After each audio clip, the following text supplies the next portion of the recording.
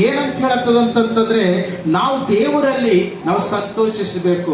ಕೆಲವೊಬ್ಬರು ಏನು ಅಂತದ್ರಲ್ಲಿ ಮದಿಗಳಲ್ಲಿ ಸಂತೋಷ ಪಡ್ತಾರೆ. ಕೆಲವೊಂದು ಟಿವಿ ತಕೊಂಡ್ರೆ, ಫೋನ್ ತಕೊಂಡ್ರೆ, ಅಥವಾ ಒಂದು ಮನೆ ಕಟ್ಟಿದ್ರೆ, ಇಂಥ ಒಂದು ವಿಷಯಗಳಲ್ಲಿ ಏನ್ ಮಾಡ್ತಾರೆ, ಸಂತೋಷ ಪಡ್ತಾರೆ. ಕೆಲವೊಂದು ಗೃಹ ಪ್ರವೇಶಗಳಲ್ಲಿ ಡ್ಯಾನ್ಸ್ ಮಾಡೋದು, ಮನೆ ಕಟ್ಟಿದ್ರೆ ಡ್ಯಾನ್ಸ್ ಮಾಡೋದು, ಅಥವಾ ಫೋನ್ ತಕೊಂಡ್ರೆ ಸಂತೋಷ ಪಡೋದು, ಈ ರೀತಿಯಾಗಿ ಅನೇಕ ವಿಧವಾದ ರೀತಿಯಲ್ಲಿ ಅನೇಕರು ಅನೇಕ ವಿಧವಾದದಲ್ಲಿ ಸಂತೋಷ ಪಡ್ತಾರೆ. ಆದ್ರೆ ನಾವು ಕ್ರಿಶ್ಚಿಯನ್ಸ್ ಅಂತ ಹೇಳ್ಕೊತೇವೆ, ನಾವು ದೇವ ಜನರು ಅಂತ ಹೇಳ್ಕೊತೇವೆ.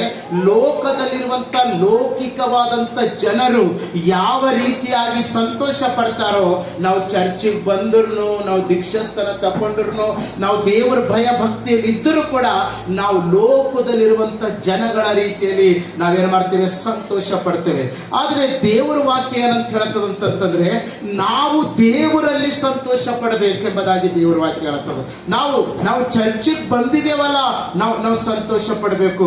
ನಾನ್ ದೇವರನ್ನ ಸ್ತುತಿಸ್ತಾ ಇದ್ದೀನಲ್ಲ, ನಾನು ಸಂತೋಷ ಪಡಬೇಕು. ಅಲ್ಲಿ ಬರೆಯಲ್ಪಟ್ಟದ ಏನಂತಂದ್ರೆ 4ನೇ ವಚನ ಹೇಳ್ತದ, ಯೆಹೋವನ ಭಕ್ತರೇ ಆತನನ್ನ ಕೀರ್ತಿಸಿರಿ, ಆತನ ಪರಿಶುದ್ಧ ನಾಮವನ್ನ ನೀವೇನು ಮಾಡ್ರಿ, ಕೊಂಡಾಡಿರಿ ಎಂಬುದಾಗಿ ಹೇಳ್ತದೆ. ಕೊಂಡಾಡಿರಿ ಅನ್ನುವಂಥ ಪದ ಏನದ ಅಂತಂತಂದ್ರೆ, ನಾವು ಕುಣಿಯೋದು, ಚಿಡಿಯೋದು, ದೇವರನ್ನ ಆರಾಧಿಸೋದು, ನಾವು ಸಂತೋಷಿಸೋದು, ಉಲ್ಲಾಸಿಸೋದು. ಯಾಕಂತಂದ್ರೆ ನಾನು ಸತ್ಯವನ್ನ ತಿಳ್ಕೊಳ್ಳುವಂತೆ ದೇವರು ನನ್ನ ಮನೋನೇತ್ರಗಳನ್ನ ಆತನು ತೆರೆದಿದ್ದಾನೆ, ಮತ್ತು ನಾನು ಸತ್ಯದಲ್ಲಿ ನಡೆಯುವಂತೆ ದೇವರು ನನ್ನ ಮನೋನೇತ್ರವನ್ನ ತೆಗೆದಿದ್ದಾನೆ. ಈ ಲೋಕದಾಗಿರುವಂತ ಎಷ್ಟೋ ಜನರು ಅಜ್ಞಾನಿಗಳಾಗಿ ಅಸತ್ಯದಲ್ಲಿ ಇವತ್ತು ಜೀವಿಸ್ತಾ ಇದ್ದಾರೆ.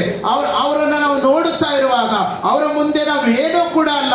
ಹಾಗಾದ್ರೆ ನಿನ್ನ ಜೀವನದಲ್ಲಿ ಏನು ಸಂತೋಷ ಇದೆ? ಏನು ಸಂತೋಷ ಕಾಣಿಸ್ತಾ ಇಲ್ಲ ದೇವರ ಸನ್ನಿಧಿಯಲ್ಲಿ.